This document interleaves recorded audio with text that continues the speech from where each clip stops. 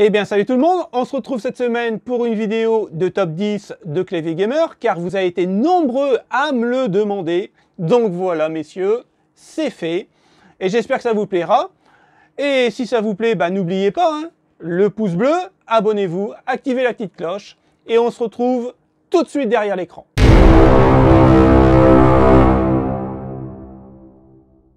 Alors là, un petit cocorico à nos Français.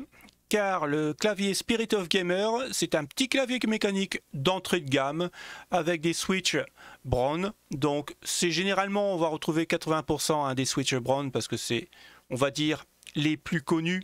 Donc c'est un très bon clavier mécanique. Pareil, il est anti-humidité. Vous avez un tout petit repose-poignet en plastique. Bon voilà. Les gens qui n'ont pas trop de budget, qui veulent un bon petit clavier, mais quand même clavier mécanique, prenez celui-là. C'est vraiment pas mal. Maintenant, ce n'est pas un RGB. À ce prix-là, il ne faut pas rêver.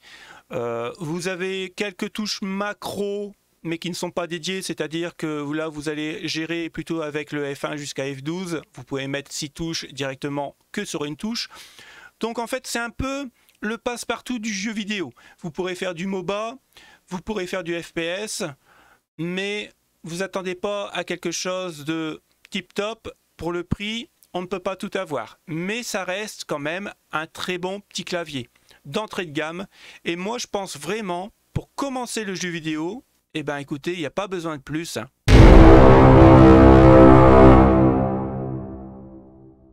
Corsair K55, c'est un très bon clavier, mais c'est plutôt pour les joueurs de MOBA, pour des jeux de stratégie ou alors de simulation architecte style Anno, SimCity, voire d'autres.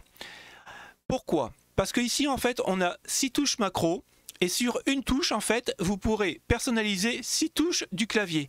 Donc, pour les jeux de stratégie, c'est un raccourci vraiment très agréable. Sur le côté, ici, on a un petit panel.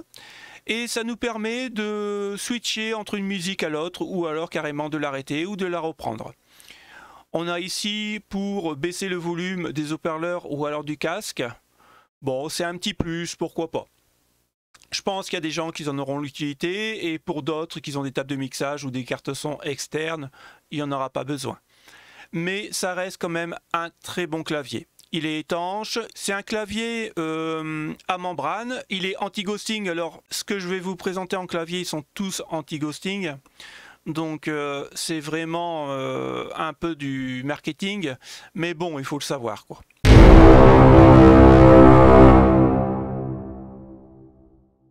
Le Logitech G230 Prodigy, c'est plutôt un clavier qui est destiné aux joueurs de FPS ou alors de jeux d'action par rapport au K55 qu'on a vu précédemment.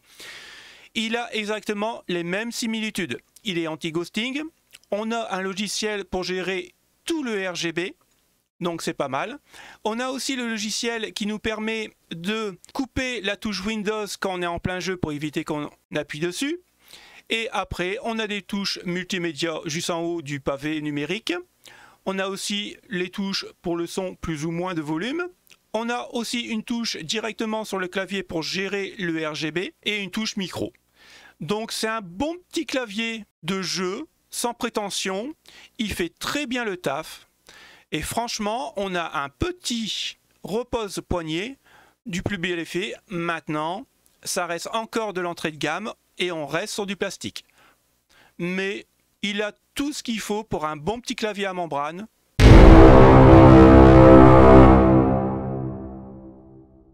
Le G-Lab Key Rubidium, lui, par rapport aux deux autres à peu près pour le même prix, on est sur un clavier mécanique avec switch RAID.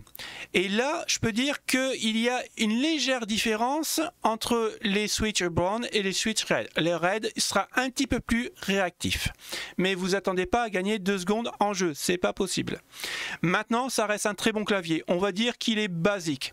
Alors, il est un peu moins bien fini que les autres. On n'a pas ici de bouton multimédia. C'est un peu dommage pour le prix. Après, en paramétrage, je sais qu'on peut paramétrer encore une fois 6 touches sur une seule, mais ça sera du F1 au F12. Bon, ça reste vraiment du basique. La seule particularité par rapport aux autres, c'est qu'il y a les switches RAID. Après, on reste sur un clavier RGB paramétrable via le logiciel de G-Lab. On peut aussi déconnecter la touche Windows pour ne pas revenir en jeu. On a un petit accessoire pour soulager la fatigue des poignets. Donc on voit que c'est style un peu cuir, mais ça reste juste du plastique. Mais pour de l'entrée de gamme en clavier mécanique, ben, je trouve que c'est un bon petit choix.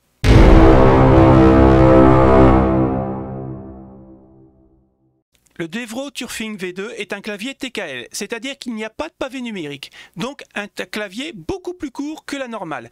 Et ça peut aider certains joueurs pour bouger leur souris sans jamais taper le clavier. Pour les FPS, je pense que c'est un très bon clavier.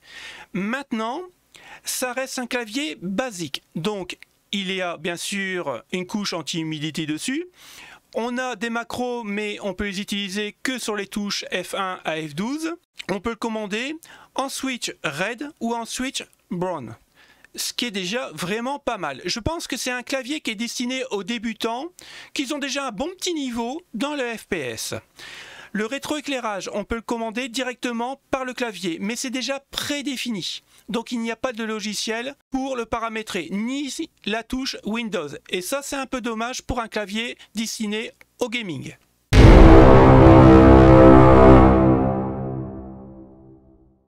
Pour les gens qui n'aiment pas le clavier mécanique et surtout le bruit des touches du clavier mécanique, je vous présente le Riser Synosa Chroma. C'est un clavier à membrane et la particularité, c'est qu'on peut gérer toutes les touches au niveau du RGB avec le logiciel via Chroma.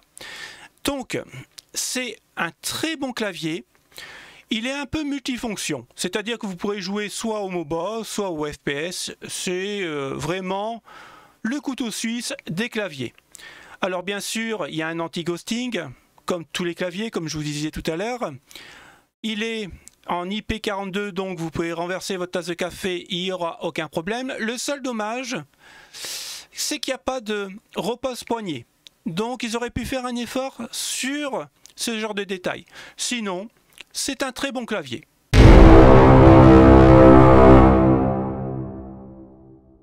Alors là, je ne vais pas faire plaisir à ceux qui ont acheté ce clavier, car pour moi, il est trop cher pour ce qu'il fait. Et c'est pour ça que j'ai choisi.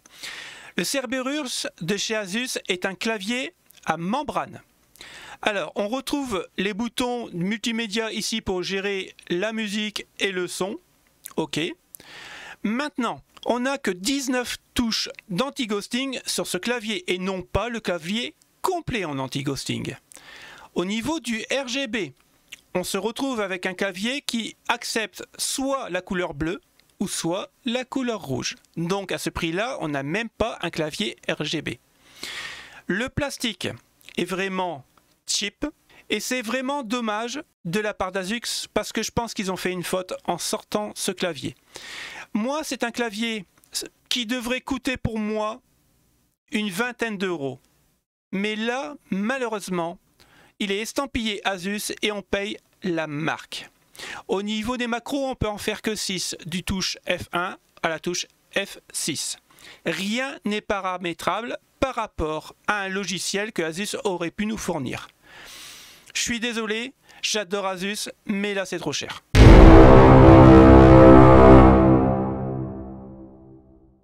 Le Logitech G910 Orion Spectrum est un clavier overkill. Et le prix va avec.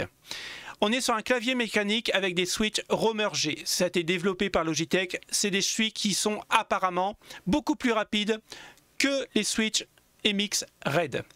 Maintenant, c'est à voir. J'aimerais vraiment le tester. Ce qui est vraiment bien, c'est qu'on a 27 touches macro. Vous avez bien entendu 27 touches. Vous voyez ici, vous avez le G1 à G9.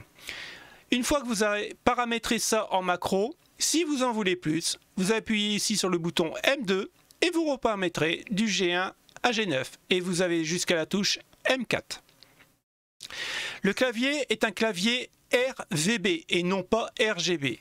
La différence, c'est qu'avec ce clavier, vous pourrez paramétrer au niveau des couleurs toutes les touches. C'est un truc de dingue. C'est une possibilité au niveau des couleurs presque infinie. Ici, on retrouve bien sûr la touche du multimédia. Et ce qui est bien ou pas, je ne sais pas encore, j'aimerais vraiment le tester, c'est que vous voyez, vous pouvez mettre votre téléphone portable, sur le téléphone portable vous mettez l'application de Logitech et ça vous permet d'avoir le contrôle sur le CPU, le GPU, la RAM, voir un peu combien ça consomme et la température de votre ordinateur. C'est vraiment fait pour les geeks. Et je pense que si on regarde ce genre de vidéo, on est vraiment un geek. Mais voilà, c'est un petit plus que les autres claviers n'ont pas et c'est plutôt marrant.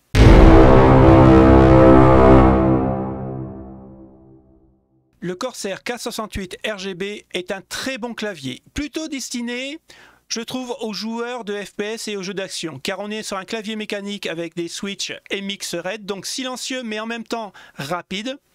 Donc c'est pour ça que je vous dis, c'est plutôt pour les FPS. On a quand même les boutons multimédia directement au clavier. On peut gérer la couleur du RGB directement au clavier via ce petit bouton ici. Mais je vous préconise quand même d'aller directement sur le logiciel Corsair car il est beaucoup mieux intuitif et on peut vraiment tout personnaliser. Même le bouton de Windows pour éviter d'appuyer dessus en plein jeu. On a un petit revêtement ici bien sympa et bien moelleux au niveau des repose-poignets. Donc ça c'est un plus quand on fait des longues sessions de jeu. Bien sûr on est en IP42 donc anti-humidité. On a l'anti-ghosting sur tout le clavier. Ça plaira pas à tout le monde parce que c'est pas un TKL, on a quand même un pavé numérique donc c'est en taille un clavier tout à fait normal. Mais ça reste quand même un très très bon clavier pour le jeu vidéo.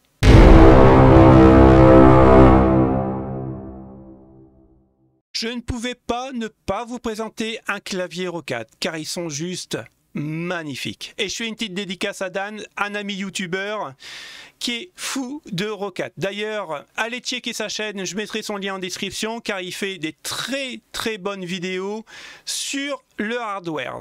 Et vous allez voir, vous ne serez pas déçus. Alors abonnez-vous à sa chaîne. Maintenant pour le Roccat Vulcan 121, c'est juste un clavier incroyable. Il est de toute beauté. Alors, on est sur un clavier mécanique en Titan Speed, donc c'est des switches qui sont développés par Roccat et ils sont un petit peu plus rapides apparemment que les MX Red. À tester. Maintenant, ici on est sur une plaque en aluminium brossé du plus bel effet, c'est juste magnifique. On a un repose-poignet avec haute densité pour éviter la fatigue sur des longues sessions de jeu. On a l'éclairage RGB paramétrable via le logiciel de Roccat, donc on peut tout paramétrer, dont aussi la touche Windows pour éviter qu'on appuie dessus. Au visuel, franchement, si j'aurais un clavier à choisir visuellement, je fonce directement chez Roccat. C'est juste bluffant ce qu'ils ont fait comme produit. Maintenant, la seule chose qui me dérange un peu, je joue au FPS aussi, aux jeux d'action, mais je joue aussi beaucoup pour des jeux de stratégie. Donc moi j'aurais aimé qu'ils me mettent pour le prix des macros ici, que je puisse paramétrer mes touches pour les jeux de stratégie. Et ça je trouve que c'est un peu dommage sur Roccat et il va falloir travailler ça.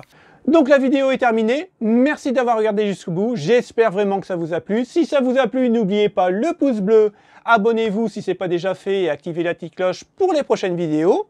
Nous, on va se retrouver, écoutez, la semaine prochaine et cette fois-ci, je vais vous dire le sujet. On va comparer deux souris de très grandes marques et on va voir laquelle est la meilleure. Je pense qu'il va y avoir du débat sur cette vidéo. Pour ma part, je vous dis, passez un bon week-end, à la semaine prochaine. Salut les potes, ciao ciao.